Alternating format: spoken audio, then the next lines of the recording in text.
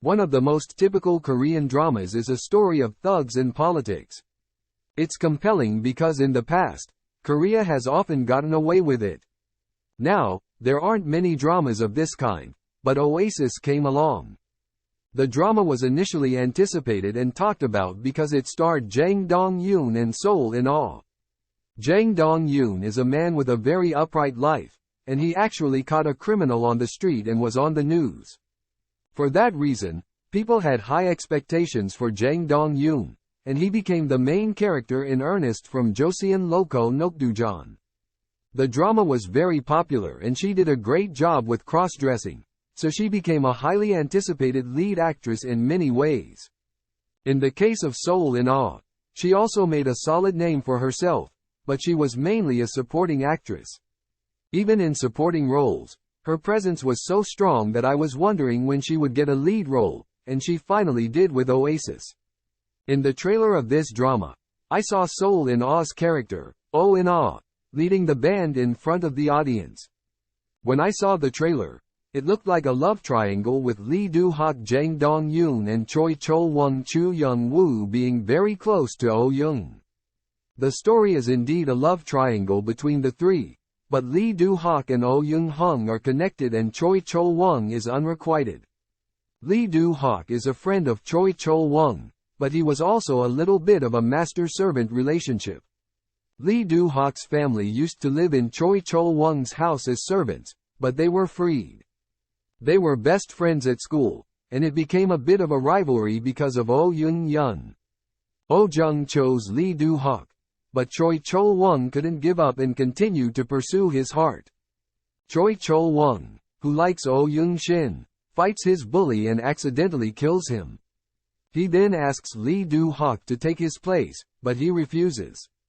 His mom, Kong Yo-jin Kong Kyung-hyeon, goes to his dad and asks him to do it, and he has no choice but to go to jail instead. From then on, Lee Do-hak and Choi Chol-won cross an unbridgeable river and become lifelong rivals. Afterward, Choi Chol-won is briefly a student demo, but then becomes a prosecutor and starts to make his way up the ranks in Korea. Partly through his own efforts, but also thanks to his mom's contact with Wong Chung-sung Jaeon No Min in Onkibu, who he used to date after his dad died. Wong Chung-sung uses Oh Man Ok Jin Yi-in to do the dirty work while Choi Chol-won struggles to stay afloat.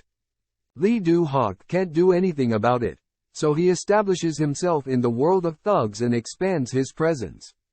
In this way, Lee Do-hak and Choi Chol-won are competing against each other, with Oh Jung at the center of it all.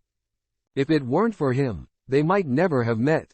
Lee Do-hak and Oh Young-hung are separated, but they meet again, confirming their love for each other. Choi Chol-won sees this and still believes that Oh Young-shin can connect with him because of the fact that Lee Do-hak is a thug. Throughout the drama, Lee Do-hak keeps getting beaten down because he's working on the wrong side of the law.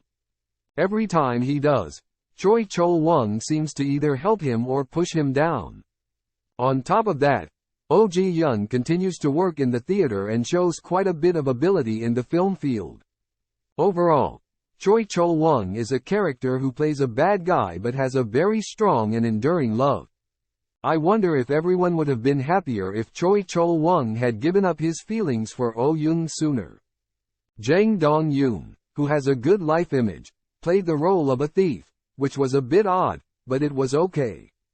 Oasis was a traditional historical romance drama, whereas recent dramas have been mixing things up a bit. It's been hard to watch dramas like this lately. But I'm looking forward to seeing what kind of ending will wrap up Lee Do-hak, Oh Young-yun, and Choi Chol-won.